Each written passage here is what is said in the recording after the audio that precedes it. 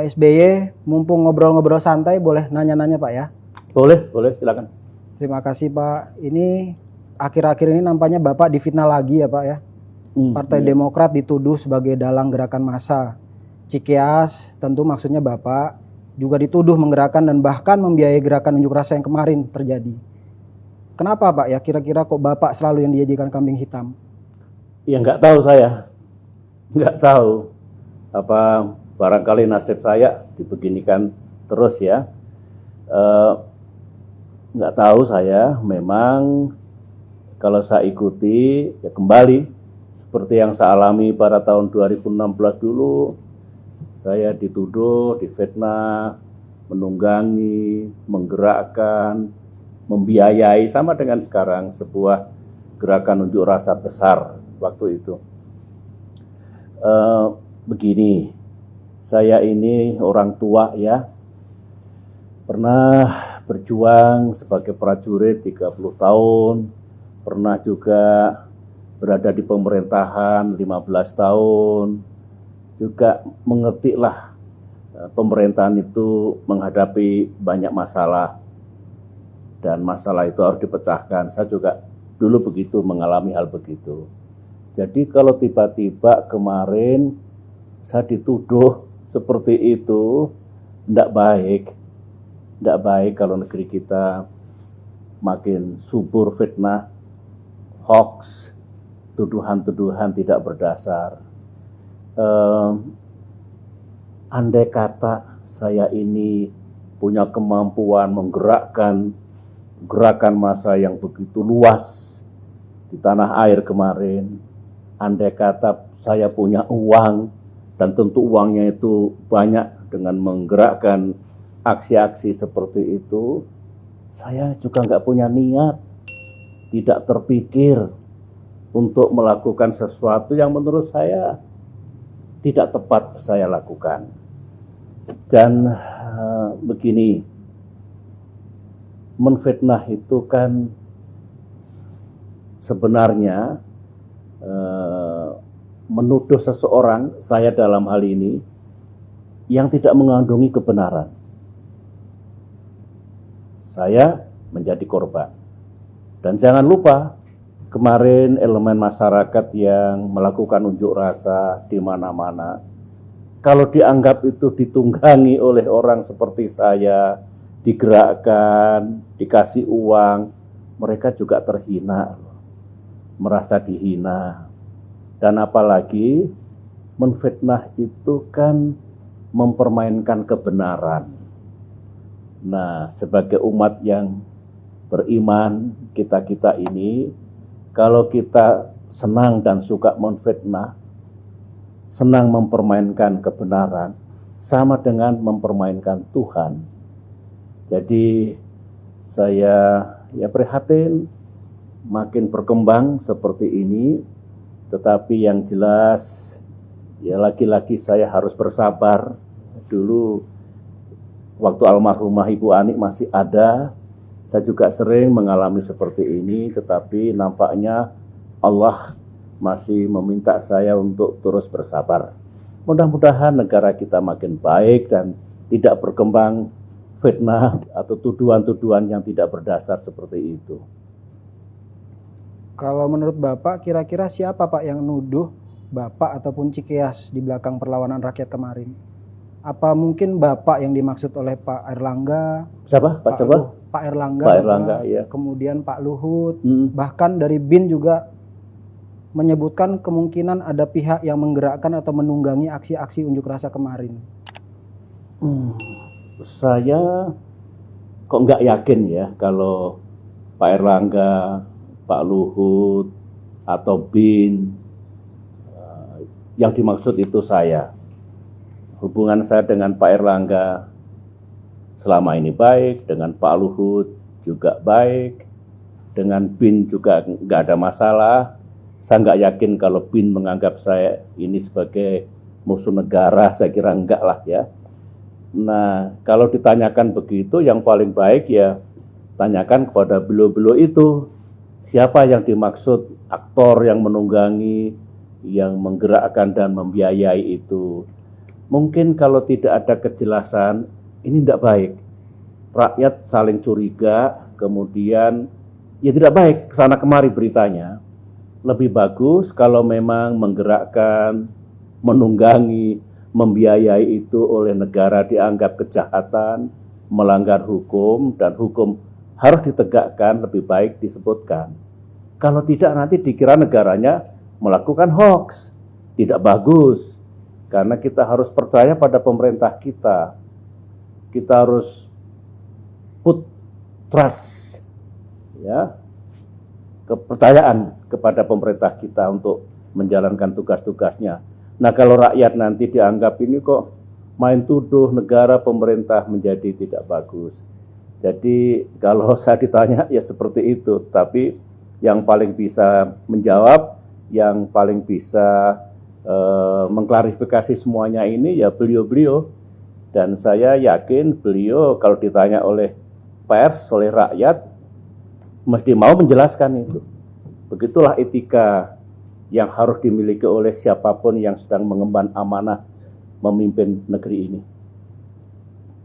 Atau mungkin tuduhan itu karena sikap fraksi Partai Demokrat, Pak, yang kemarin menolak pengesahan Omnibus Law di rapat DPR. Mungkin juga ada kaitannya ya. Tapi begini loh, saya ini kan sekarang sudah lebih dari 9 bulan saya kira tidak lagi aktif dalam aktivitas politik sehari-hari. Juga dalam kegiatan Partai Demokrat sehari-hari. Saya sudah pensiun dari situ. Sebagai patron, sebagai sesepuh, saya sudah mempercayakan kepada pemimpin dan jajaran Partai Demokrat. Pemahaman saya, ya, dan ini saya kira penting untuk diketahui oleh rakyat, juga oleh negara dan pemerintah sebetulnya. Fraksi Partai Demokrat dalam sidang paripurna tanggal berapa kemarin ya? Tanggal 5 Oktober yang mengetok palu disahkannya RUU Omnibus Law itu, yang saya pahami sebenarnya Partai Demokrat itu belum setuju, tidak setuju kalau malam hari itu RUU itu diketok, disahkan. Yang saya ikuti ada 2 alasan Partai Demokrat. Yang pertama, diketahui bahwa di sana sini dari kandungan RUU Cipta Kerja ini masih ada masalah. Masih ada masalah di sana sini. Bukan hanya yang ada dalam pasal-pasalnya, mungkin juga tentang desain, konsep dasar, dan intentions dari pemerintah negara ini apa sebenarnya? Apa hanya khusus penciptaan lapangan pekerjaan atau investasi, atau yang lebih luas lagi menyangkut ekonomi? Tetapi yang dipikirkan oleh fraksi Partai Demokrat itu di sana sini memang masih ada masalah. Jadi perlu waktulah untuk menuntaskan supaya clear. Kalau RUU masih ada masalah-masalah yang mungkin juga serius, disahkan hampir pasti begitu dijalankan nanti menimbulkan masalah yang lebih besar, lebih luas lagi. Lebih bagus dituntaskan dulu. Nah, yang kedua, alasan Partai Demokrat itu, Demokrat tahu bahwa penolakan terhadap RUU ini tinggi, bukan hanya dari pekerja atau buruh, dari civil society, dari pencinta lingkungan, dari masyarakat yang ada di daerah yang berkaitan dengan lahan pertanian, perkebunan, pertambangan, seperti itu. Nah, Demokrat berpendapat kalau penolakan itu tinggi, begitu disahkan, hampir pasti terjadi perlawanan. Mengapa tidak? Ini usulan Demokrat sebetulnya. Jangan dipaksakanlah. Masih ada waktu, entah sebulan, 2 bulan, 3 bulan, sampai betul-betul bulat. Nah, kalau ada pihak-pihak yang menolak, DPR itu bisa berkonsultasi. Pemerintah juga begitu. Kalau konsultasi itu jangan hanya kepada unsur-unsur yang setuju. Nah, itu menurut saya sudah setuju kok. Justru yang belum setuju itulah diajak bicara. Insya Allah ada titik temunya. Nah, ini yang menurut fraksi Demokrat kemarin belum tepat langsung disahkan. Jadi Demokrat mengingatkan baik-baik sebetulnya negara, dalam hal ini pemerintah yang mewakili presiden, karena konstitusi kita kan undang-undang itu disusun oleh presiden dan DPR RI. Dan juga DPR RI itu rampungkan dulu, tuntaskan dulu, hilangkan masalah itu, kemudian bangun komunikasi yang lebih bagus, dialog yang lebih bagus, terutama dengan pihak-pihak yang belum setuju. Itulah sebetulnya keinginan, maksud, dan sikap, boleh dikatakan tegas, untuk kebaikan dari Partai Demokrat kemarin. Jadi kalau itu lantas dianggap Demokrat melawan negara, ya tidaklah. Demokrat ini kecil sekarang katanya, dan kita juga di luar pemerintahan, kita tahu diri. Ya, tempat kami untuk bersuara di situ. Kalau kami ada di pemerintahan, pastilah mengingatkan juga. Ayo kita tuntaskan dulu, jangan terlalu banyak masalah. Mari kita bangun komunikasi lebih bagus lagi dengan semua pihak. Kan begitu. Karena Demokrat tidak punya peluang, tidak punya jalan untuk itu, ya bersuaranya di DPR RI. Dan kemarin itulah tempatnya, sidang paripurna DPR RI. Mestinya begitu. Jadi sebenarnya Partai Demokrat tidak keberatan atau setuju terhadap undang-undang yang bertujuan meningkatkan investasi dan lapangan kerja, Pak? Demokrat itu kan pernah berada di pemerintahan 10 tahun. Saya yang mengemban amanah. Jadi mesti mengerti bahwa negara, pemerintah itu perlu dari masa ke masa meningkatkan perekonomiannya, meningkatkan pertumbuhannya melalui misalnya investasi. Dengan pertumbuhan ekonomi yang bagus, maka lapangan pekerjaan akan tercipta. Pasti Demokrat juga setuju kalau negara sekarang ini dan ke depan punya undang-undang yang tujuannya membuat ekonomi tumbuh dengan baik, investasi berjalan, lapangan kerja tercipta, dengan catatan niat yang baik itu untuk meningkatkan ekonomi dan kesejahteraan rakyat tentu ada rambu-rambunya. Misalnya undang-undang itu harapannya kan semua dapat, semua win. Dunia usaha atau bisnis win, kemudian para pekerja juga win, dapat, rakyat di bawah juga dapat manfaatnya, para pencinta lingkungan juga diperhatikan, harapan dan tuntutannya, everybody wins. Itu undang-undang yang baik, itu solusi yang baik kalau ingin meningkatkan investasi dan sekaligus penciptaan lapangan pekerjaan. Seperti itu. Dan begini, saya bisa bicara karena sudah mengalami. Memang selalu ada masalah. Bukan hanya di Indonesia, di dunia juga begitu. Dalam bidang perekonomian, dalam menjaga pertumbuhan, dalam menggalakkan investasi, hubungan antara perusahaan dengan pekerja, hubungan antara negara dengan rakyat, hubungan antara pemerintah pusat dengan pemerintah daerah, selalu ada. Oleh karena itulah undang-undang yang baik dan tepat diwadahi semua itu, dan begitu dijalankan semua dapat.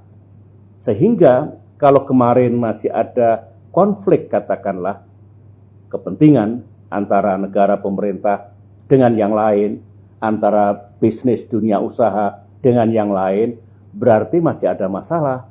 Oleh karena itu Demokrat setuju sekali kalau kita punya undang-undang yang bisa menggalakkan ekonomi kita. Dulu kalau kami tidak berupaya untuk menggalakkan investasi, ya tidak mungkin ekonomi tumbuh relatif tinggi, pengangguran turun, kemiskinan turun, GDP naik 400%, income per kapita naik 350%. Jadi ya produk dari itu apa yang kami lakukan. Nah, kalau pemerintah ingin lebih meningkatkan lagi, bagus sebetulnya.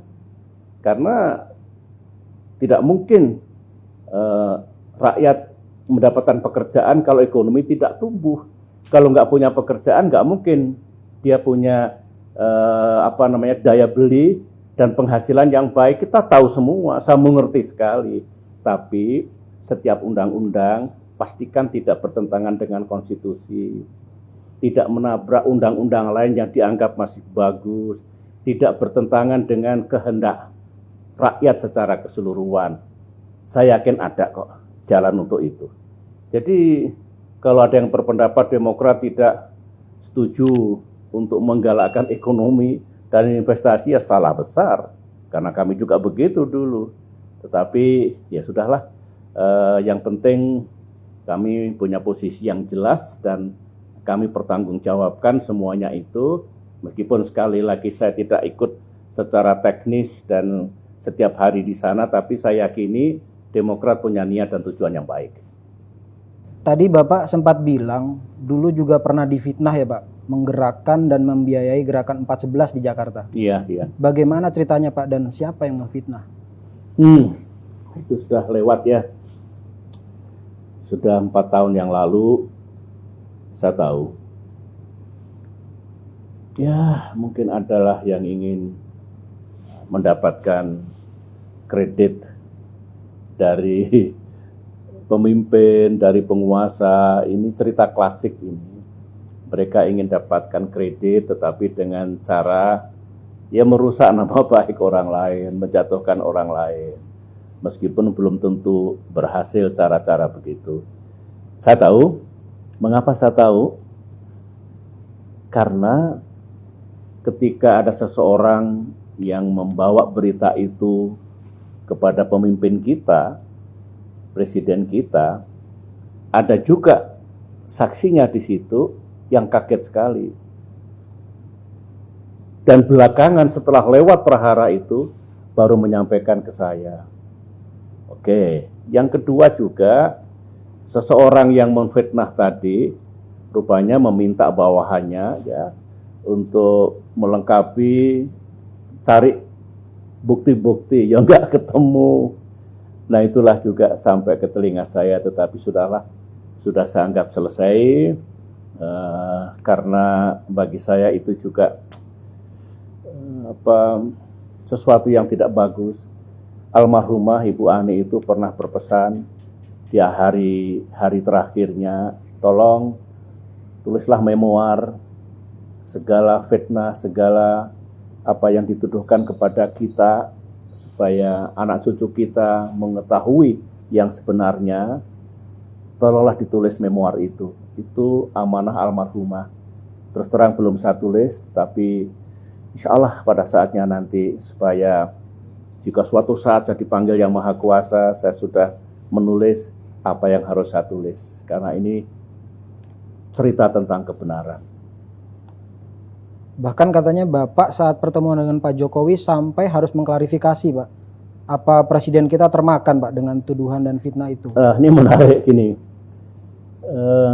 Segera setelah saya dapat berita seperti itu, saya datangi loh Pak Wiranto waktu itu sebagai Menko Polhukam. Apa benar Pak Wiranto, karena saya dengan Pak Wiranto dulu pernah bekerja bersama-sama di awal reformasi dengan niat yang baik ya untuk melakukan pembenahan, koreksi apa yang terjadi di jajaran TNI. Jadi saya pelihara juga hubungan baik saya dengan Pak Wiranto. Saya tanyakan apa betul Pak Wiranto membenarkan memang ada seperti itu sampai ke presiden. Saya datangi Pak Yusuf Kalla karena dulu bersama-sama 5 tahun mengemban tugas negara. Pak Yusuf, Pak JK, apa ada berita seperti ini? Pak JK juga membenarkan. Tentu tidak etis kalau saya bertanya, Pak Jokowi percaya enggak ya gitu dengan itu semua. Sampailah begini, saya punya kesempatan ada pertemuan dengan beliau, Pak Jokowi. Ingat saya tahun 2017. Nah, ini kesempatan yang baik bagi saya untuk tabayun, klarifikasi.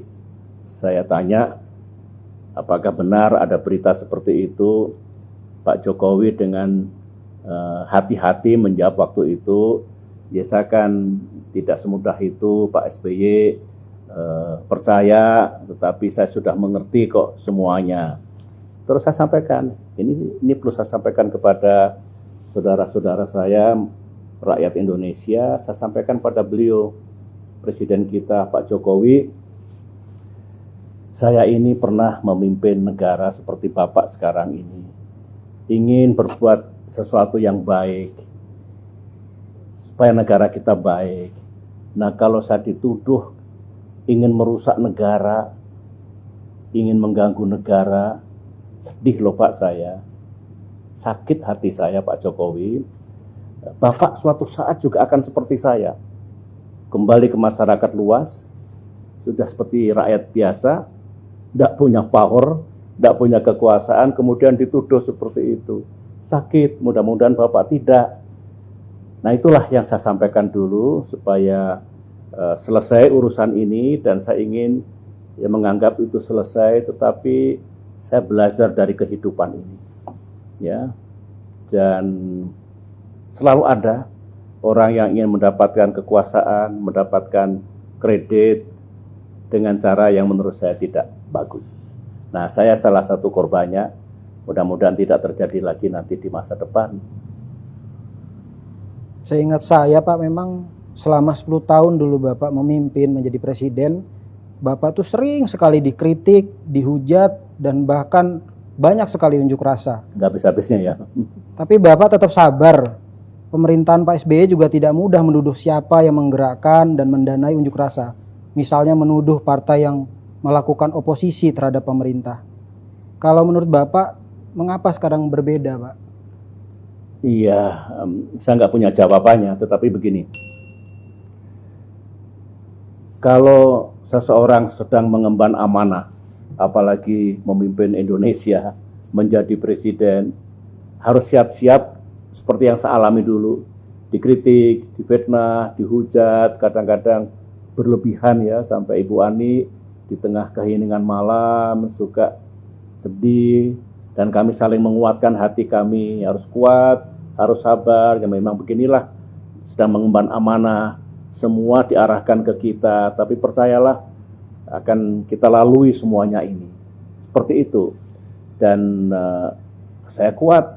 Kalau saya nggak kuat, nggak mungkin selesai mengemban tugas sebagai presiden. Kalau saya nggak kuat, tidak mungkin saya bisa bekerja untuk meningkatkan ekonomi, menjaga demokrasi, tegaknya hukum dan keadilan, hubungan internasional yang baik, dan sebagainya.